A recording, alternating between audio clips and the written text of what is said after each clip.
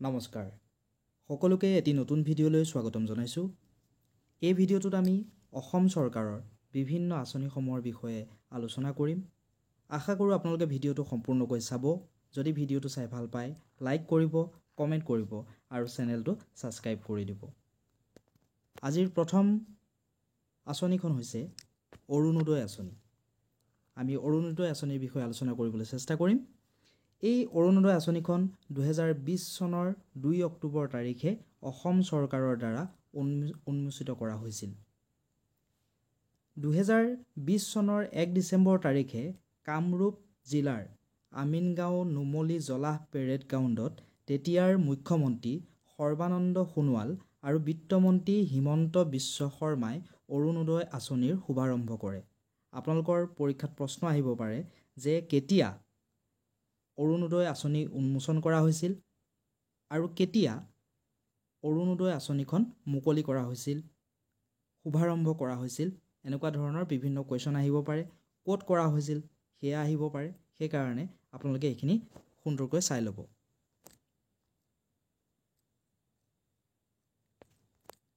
(2021-2022) বৰ্ষৰ বিত্তীয় বাজেটত অৰুণোদয় আঁচনিৰ হিতাধিকাৰীসকলে পাব লগা ধনৰ পৰিমাণ 830 টকাৰ পৰা 1000 টকালৈ বৃদ্ধি কৰা হৈছে। পূৰ্বতে এই পৰিমাণ আছিল 830 টকা আৰু পৰৱৰ্তী সময়ত সেয়া 1000 টকালৈ বৃদ্ধি কৰা হ'ল। বৰ্তমান 1250 টকাকৈ দিয়া হয়। যি 250 টকা, সেই 250 টকা বিদ্যুৎ মাচুলৰ বাবে দিয়া হয়। পৰৱৰ্তী আঁচনিখনলৈ আগবাঢ়িছোঁ। আঁচনিখন হৈছে কনকলতা মহিলা সবলীকৰণ যোজনা, চমুকৈ KAMS বা কেম্পছ বুলি কয়। এই আঁচনিৰ বিষয়বস্তুসমূহ হৈছে এই আঁচনিখন অসম চৰকাৰৰ এক দৰিদ্ৰতা দূৰীকৰণ আঁচনি। এই আঁচনিখনৰ লক্ষ্য হৈছে অসমৰ গ্ৰামাঞ্চলৰ মহিলাসকলৰ 1 লাখ আত্মসহায়ক গোটক আৰ্থিক অনুদান প্ৰদান কৰি গোটসমূহৰ স্থিতি সবল কৰি তোলা।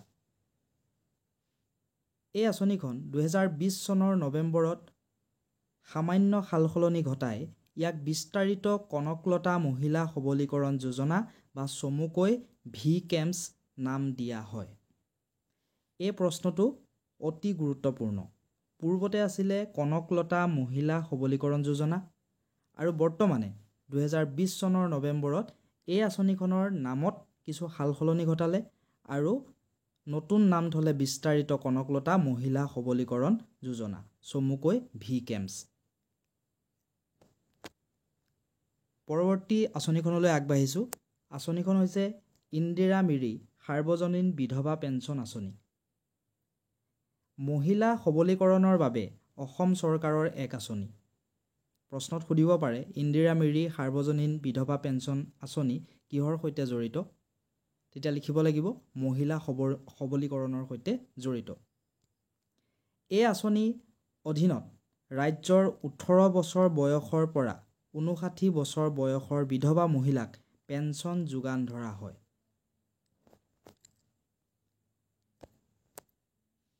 অসম চৰকাৰৰ পঞ্চায়ত আৰু গ্ৰামোন্নয়ন বিভাগে মুখ্য বিভাগ হিচাপে ভূমিকা পালন কৰে।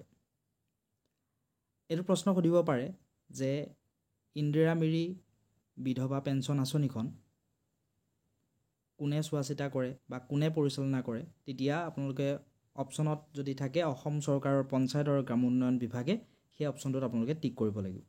এতিয়া এই ইন্দিৰা মিৰিৰ বিষয়ে আমি অকণমান জানিবলৈ চেষ্টা কৰিছোঁ। ইন্দিৰা মিৰি কোন আছিলে? এগৰাকী শিক্ষাবিদ। শিক্ষাবিদ ইন্দিৰা মিৰিক মেৰেং নামেৰেও জনা যায়। এই কুৱেশ্যনটো সুধিব পাৰে ইন্দিৰা মিৰিৰ অন্য এটা নাম কি বা কি নামেৰে জনা যায়? তেতিয়া আমি লিখিব লাগিব মেৰেং। তেওঁ নৰ্থ ইষ্ট ফ্ৰণ্টিয়াৰ এজেঞ্চিত শিক্ষাৰ প্ৰচাৰৰ বাবে ভাৰত চৰকাৰৰ পৰা দেশৰ 4ৰ্থ সৰ্বোচ্চ অসামৰিক সন্মান পদ্মশ্ৰী লাভ কৰিছিল। প্ৰশ্নত সুধিব পাৰে ইন্দিৰা মিৰিয়ে কিহৰ বাবে পদ্মশ্ৰী লাভ কৰিছিল? বা সুধিব পাৰে নৰ্থ ইষ্ট ফ্ৰণ্টিয়াৰ এজেঞ্চিত শিক্ষাৰ প্ৰচাৰৰ বাবে ইন্দিৰা মিৰিয়ে কি সন্মান লাভ কৰিছিল? তাৰ উত্তৰ হ'ব পদ্মশ্ৰী সন্মান লাভ কৰিছিল। পৰৱৰ্তী আঁচনিখন হৈছে অসম প্ৰজ্ঞান ভাৰতী আঁচনি। এই আঁচনিখন মেধাৱী শিক্ষাৰ্থীক স্কুটি প্ৰদান কৰাৰ বাবে লোৱা হৈছিল। তাৰোপৰি এই আঁচনিখনে অন্য বহুতো দিশ সামৰি লয়, যেনে শিক্ষাৰ্থীক বিনামূলীয়া পাঠ্যপুথি, নামভৰ্তি, ইউনিফৰ্ম আদিৰ সুবিধা প্ৰদান কৰে। 1 লাখ শিক্ষাৰ্থীক কিতাপ কিনিবৰ বাবে 1000 টকাকৈ প্ৰদান কৰে। সকলো শিক্ষাৰ্থীক মেছ ফিজৰ বাবে মাহে 1000 টকাকৈ প্ৰদান কৰে এই আঁচনিখনৰ সহায়ত, এই আঁচনিখনৰ যোগেদি। তাৰ পিছৰ পইণ্টটো হৈছে 50,000 টকাৰ এককালীন শিক্ষা ঋণ সাহায্য। প্ৰশ্নত সুধিব পাৰে অসম প্ৰজ্ঞান ভাৰতী আঁচনিৰ জৰিয়তে এককালীন শিক্ষা ঋণ সাহায্য কিমান টকাৰ প্ৰদান কৰা হয়? তেতিয়া অপশ্যনত আমি শুদ্ধ উত্তৰ দিব লাগিব 50,000 টকাৰ। পৰৱৰ্তী আঁচনিখনলৈ আহিছোঁ, নিযুত মইনা আঁচনি। এই আঁচনিখন মুকলি হৈছিল 8 আগষ্ট 2024 তাৰিখে। এই প্ৰশ্নটো আহিব পাৰে, নিযুত মইনা আঁচনি কেতিয়া মুকলি কৰা হৈছে? 8 আগষ্ট 2024 তাৰিখে মুকলি কৰা হৈছে। এই আঁচনিখনৰ যোগেদি মেট্ৰিক পৰীক্ষা উত্তীৰ্ণ হোৱা ছাত্ৰীসকলে একাদশ শ্ৰেণীত নামভৰ্তি কৰিলে মাহে 1000 টকা লাভ কৰিব। স্নাতকত নামভৰ্তি কৰিলে ছাত্ৰীসকলে লাভ কৰিব 1250 টকা। স্নাতকোত্তৰ পাঠ্যক্ৰমৰ প্ৰথম বছৰ আৰম্ভ কৰা ছাত্ৰীসকলে লাভ কৰিব 2500 টকা মাহে মাহে। পিছৰ পইণ্টটো হৈছে বাল্য বিবাহ ৰোধ কৰাৰ লক্ষ্যৰে শিক্ষাৰ ওপৰত গুৰুত্ব আৰোপ কৰি এই আঁচনিখন আৰম্ভ কৰা হৈছে।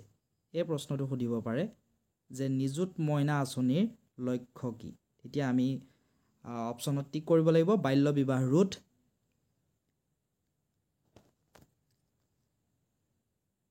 আমাৰ চেনেলটোত বিভিন্ন প্ৰতিযোগিতামূলক পৰীক্ষাত আহি থকা প্ৰশ্নসমূহ আৰু বিভিন্ন বিষয় যেনে জনপ্ৰিয় অসমীয়া চিনেমা, ৰিজনিং, জিকে, খেল এইসমূহৰ বিষয়ে আলোচনা কৰা হয়। আপোনালোকে আমাৰ চেনেলটোৰ ভিডিঅ'সমূহ চাব, পৰীক্ষাৰ বাবে যথেষ্ট আপোনালোক লাভৱান হ'ব। এই ভিডিঅ'টো আশা কৰিছোঁ আপোনালোকে সম্পূৰ্ণকৈ চাইছে। যদি ভাল লাগিছে লাইক কৰিব, কমেণ্ট কৰিব, বন্ধুবৰ্গৰ লগত শ্বেয়াৰ কৰিব আৰু চেনেলটো ছাবস্ক্ৰাইব কৰি দিব। ধন্যবাদ।